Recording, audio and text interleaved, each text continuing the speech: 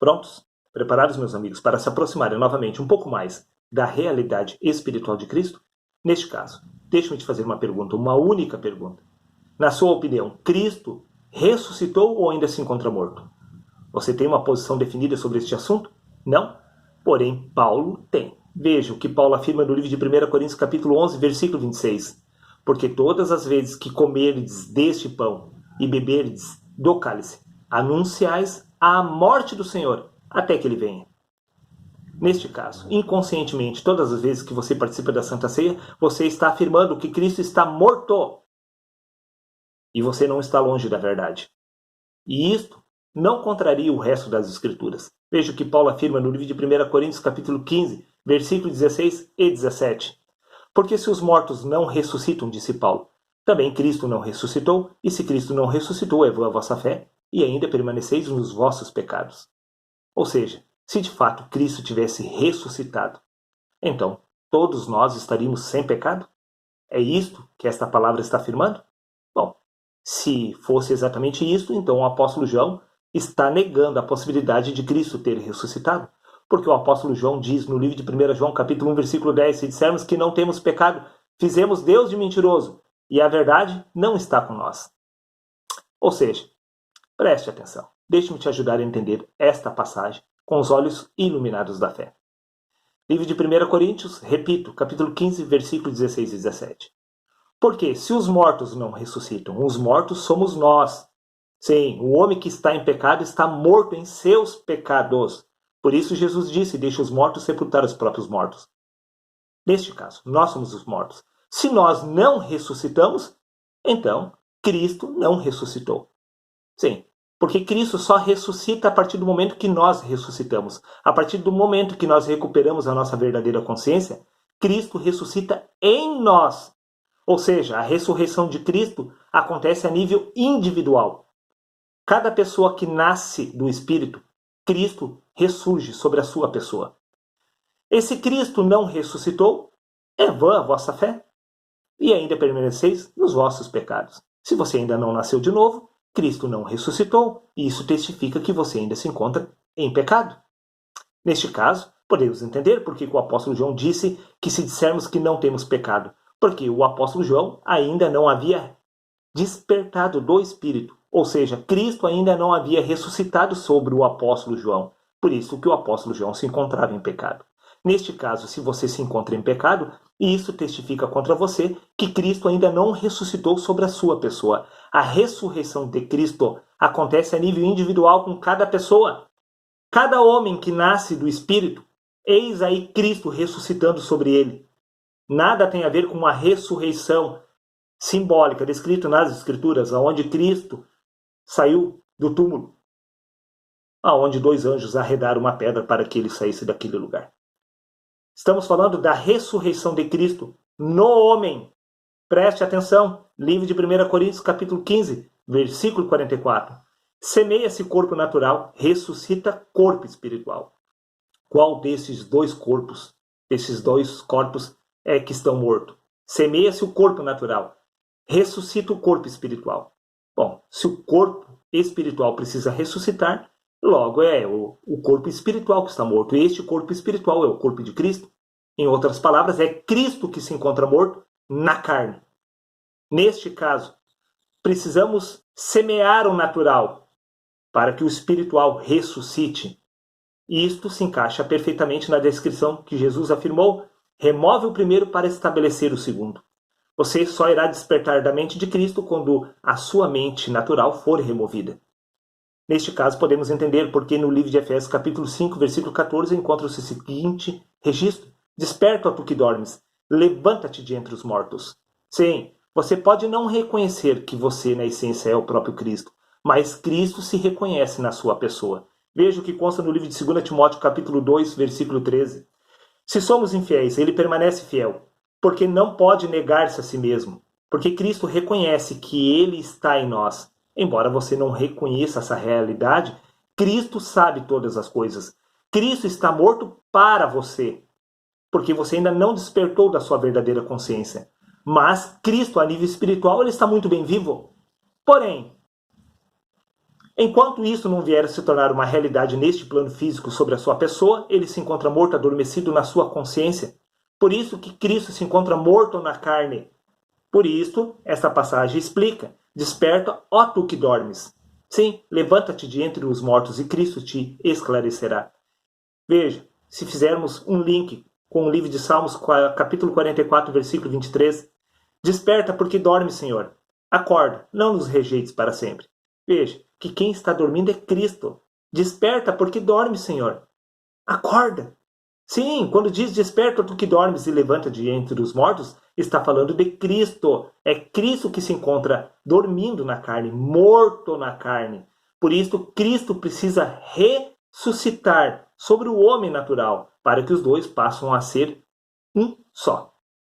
Se você acha que eu estou equivocado, veja o que consta no livro de 2 Tessalonicenses, capítulo 1, versículos 7, 10 e 12, aonde afirma: quando se manifestar o Senhor Jesus desde os céus. Mas quando exatamente Cristo haveria de se manifestar? No grande julgamento do livro de Apocalipse? Meu querido, isto é uma metáfora. Preste atenção. Quando vier para ser glorificado nos seus santos e para se fazer admirável. Naquele dia, em todos os que creem. Os apóstolos creram. Sim, e Deus se fez grandioso sobre a vida deles. Porque Cristo se manifestou sobre a vida dos apóstolos, para que o nome de nosso Senhor Jesus Cristo seja em vós glorificado e vós nele. Mas, quando Cristo se manifestar, quando exatamente Cristo haveria de se manifestar? Veja, livro de 1 Timóteo, capítulo 6, versículo 14. Que guardes este mandamento sem mácula e repreensão, até a aparição de nosso Senhor Jesus Cristo. Está falando da volta de Cristo, segundo a descrição do livro de Apocalipse? Negativo. Deixa-me te ajudar a entender esta passagem. Para que guardes este mandamento sem mácula e repreensão, até a aparição de nosso Senhor Jesus Cristo. Até que Cristo se manifestasse sobre eles. Nada tem a ver com a volta de Cristo, sobre esta metáfora do livro de Apocalipse. Senão, não teria nem pé nem cabeça Paulo ter afirmado para eles guardarem este mandamento até a aparição de Cristo. Por acaso eles ainda estão guardando este mandamento? Se os seus corpos já retornaram ao pó da terra, como eles poderiam ainda estar guardando este mandamento? Isso tudo aconteceu em vida. Sim. Você acha que eu estou enganado? Veja o que consta no livro de Atos, capítulo 9, versículo 17. Então Ananias foi e, entrando na casa, impôs sobre ele as mãos, declarando: irmão Saulo, o Senhor Jesus que lhe apareceu no caminho. Sim, Cristo já havia se manifestado, a aparição de Cristo, como diz, para que guardes até a aparição de nosso Senhor Jesus Cristo. Cristo já havia aparecido para Paulo. Sim, neste caso, Paulo guardou os mandamentos até que Cristo se fizesse um com ele. Assim aconteceu com os apóstolos. Livro de Salmos, capítulo 57, versículo 8. Desperta, glória minha, desperta, saltério e harpa. Eu mesmo despertarei ao romper da alva. Quando diz desperta, glória minha, está falando Cristo. Cristo é a nossa glória. Desperta, Cristo. Desperta. Eu mesmo despertarei. Sim, porque ambos somos um só. Você pode não reconhecer isto. Como eu afirmei, Cristo reconhece. Ele não pode nos negar. Porque Ele é nós. Nós somos Ele. Veja, Colossenses capítulo 3, versículo 4. Quando Cristo, que é a nossa vida, se manifestar. Está vendo?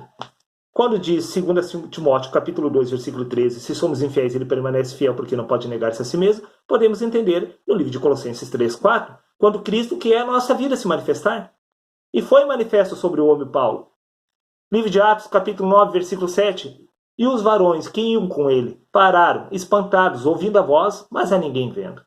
Somente Paulo viu, porque a ressurreição de Cristo aconteceu sobre o homem Paulo, não sobre os demais. Repito, a ressurreição de Cristo acontece em nós. Quando nós viermos a nascer de novo, Cristo irá despertar na carne. Livro de Gálatas, capítulo 4, versículo 19. Meus filhinhos, por quem de novo sinta as dores de parto até que Cristo seja formado em vós? Cristo, ele não vem dos céus. Cristo é formado dentro de nós. É gerado dentro de nós. Porque o reino dos céus se encontra dentro de nós. Tudo acontece em nós. Cristo está em nós, dormindo o sono da morte por causa da nossa consciência da carne. Quando nós viermos a despertar da mente de Cristo, quando nós viermos a possuir a mente de Cristo, então Cristo terá ressuscitado dentre os mortos, porque nós somos os mortos, espiritualmente falando. Humanamente falando, você está vivo, mas espiritualmente falando, você está morto. Se de fato você estivesse vivo, você saberia que na essência você é o Cristo. Veja o que consta no livro de 1 Coríntios capítulo 2, versículo 16. Porém, nós temos a mente de Cristo, disse Paulo. Você possui a mente de Cristo? Não? Então Cristo ainda se encontra morto em você. Repito, para encerrar. Livro de 1 Coríntios, capítulo 15, versículos 16 e 17. Porque se os mortos não ressuscitam, ou seja, se nós não ressuscitemos, também Cristo não ressuscitou. Se você ainda não recuperou a sua verdadeira consciência, isso significa que Cristo ainda não ressuscitou sobre você. E se Cristo não ressuscitou sobre você, é vã a tua fé. E você ainda permanece nos seus pecados. Por certo que você ainda tem consciência de pecado. Isso testifica que Cristo ainda não ressuscitou sobre a sua vida. Simples assim. Você pode não reconhecer essa verdade. Paulo reconheceu. Paulo sabia que a ressurreição de Cristo acontece em cada um de nós.